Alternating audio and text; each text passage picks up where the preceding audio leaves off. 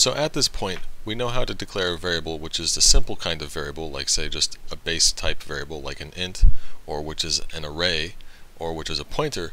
But how do you declare something which is a complex kind of pointer or array, like say a pointer to a pointer or an array of pointers? Well, I'm afraid to say that if you found the words we use to talk about these types confusing, well, the syntax is even more confusing. In fact, I would say this choice of syntax is one of the worst decisions I've seen in a programming language. We'll have to ease into this. So first off, consider a situation where you have multiple unary operators which you are using on the same thing. And let's say those operators are the $, the hash symbol, and the @ symbol. So here we have those three unary operators operating upon the operand foo. When you have multiple unary operators acting on something like this, they are read inside out. Or, another way to think of it, these operators operate upon what is immediately to their right. So the @ sign immediately has to its right the variable foo. So first here, this is the @ sign operating upon the operand foo. The hash operator then operates upon the value returned by the @ symbol operator. And then finally, the $sign operator operates upon whatever is returned by that hash symbol operation. So this is what it would look like if we explicitly put parentheses around these operations. The @ is done before the hash, which is done before the $sign. So far, this is all straightforward, but imagine what happens when you have some unary operators which don't go in front of their operand, but rather go behind. Like say, let's suppose the @ sign is supposed to follow its operand. Now the question of what gets done first depends upon precedence. It matters whether the @ sign has a higher precedence than the hash symbol and whether it has a higher precedence than the $sign. If the @ sign does have a higher precedence than both the hash and the $sign, then the explicit parentheses would look like this. First we do the @ sign, then we do the hash operation, then we do the $sign. But if the @ sign has only a higher precedence than the $sign, then first the hash symbol is done first, then the @ sign, then the $sign. And finally, if the @ sign has a lower precedence than both of those operators, then first the hash symbol operation is performed, then the $sign, and then lastly the @ sign. So in sum, the issue here is when we mix unary operators which go before their operands, when you have prefix unary operators, and you mix them with unary operators which go after their operands, which are postfix operators, then it matters what the precedence of the operators are. And again, be clear, these three symbols aren't operators in C. There's no such thing as the @ operator, for instance.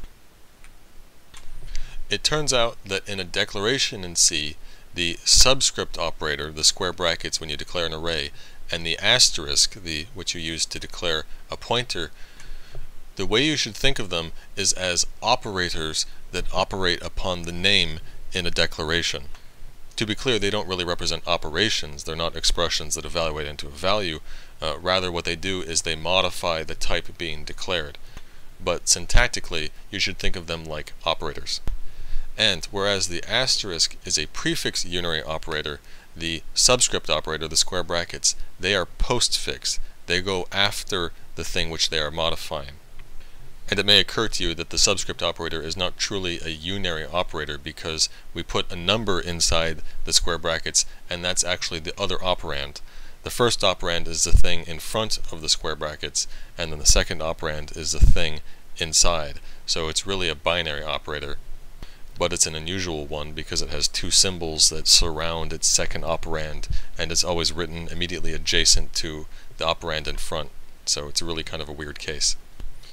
So the asterisk is prefix, the subscript operator is postfix, but the subscript operator has a higher precedence than the asterisk. Though, of course, again, there's no real operations going on here, so what exactly this means is something we'll make clear in a moment. But for now, I'm just saying you should think of the subscript operator in a declaration as having a higher precedence than the asterisk. And so if you want to subvert that precedence, if you want the asterisk to bind first to its so-called operand, then you simply use parentheses to subvert the normal order of precedence, just like you do in an expression. Okay, so here's what all those rules mean in action. When you read a declaration, you start from the name, and from there you read the modifiers, the subscript and asterisks. You read them in order of precedence as if they are operating upon the name. And this is what we do in all declarations, even the kind we've already seen. So here, when we declare an array of 12 ints, we start from the name foo, and foo is being modified by the subscript operator with a 12 in it, so this is first an array size 12, and there's no more modifiers, so of ints.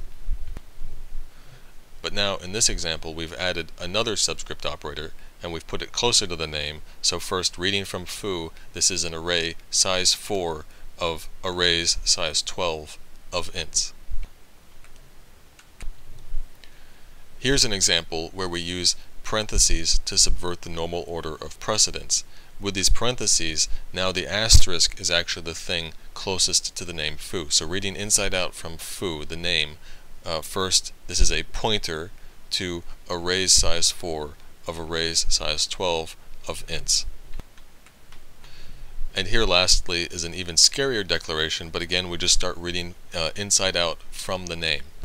So here in the parentheses surrounding the name we have an asterisk and we have a subscript operator, but the subscript has a higher precedence than the asterisk, so this is first an array size 7 of pointers, and then we're outside the parentheses, and again the subscript operator has a higher precedence than the asterisk, so this is an pointers to arrays size 4 of arrays size 12 of pointers to ints.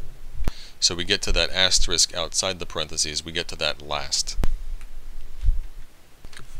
I'll conclude on this by just noting how weird this arrangement is.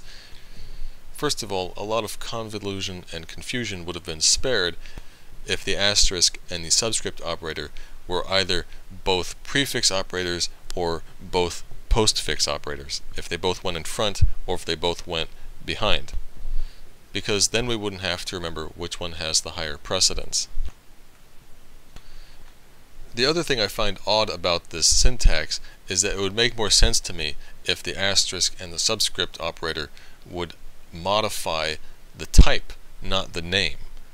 I suppose this is arguable, but it just makes more sense to me that because a pointer to int is a variation on an int, it's a modification of the base type int, that we should be modifying int, the word int, and not the word foo, not the name.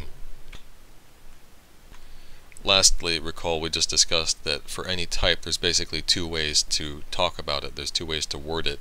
So if we have an array size 4 of arrays size 12 of ints, we can call that also an int array size 12 array size 4. We can call it an int array. The reason I use this wording that involves to and of to connect the words that make up the type, the reason I favor it is because it accords with this way of thinking about the asterisk and subscript operators as operators that bind to the name and you read inside out. If you prefer the other wording, then when you look at a declaration you're going to have to reason it the other way around. You're going to have to read it outside in, and you're going to have to mentally invert the order of precedence of the asterisk and the subscript operator such that you read the asterisks first. Both ways of thinking work perfectly well, it's just that the way I prefer mirrors the way we think about operators in expressions, and that actually explains why this syntax is the way it is. And again, I think this is the biggest design mistake in the language, this notion that declaration syntax should somehow mirror expression syntax. It's frankly just weird and convoluted and ugly, but that was the idea behind it. See, it's taken me 9 minutes just to explain the syntax. That's how bad it is.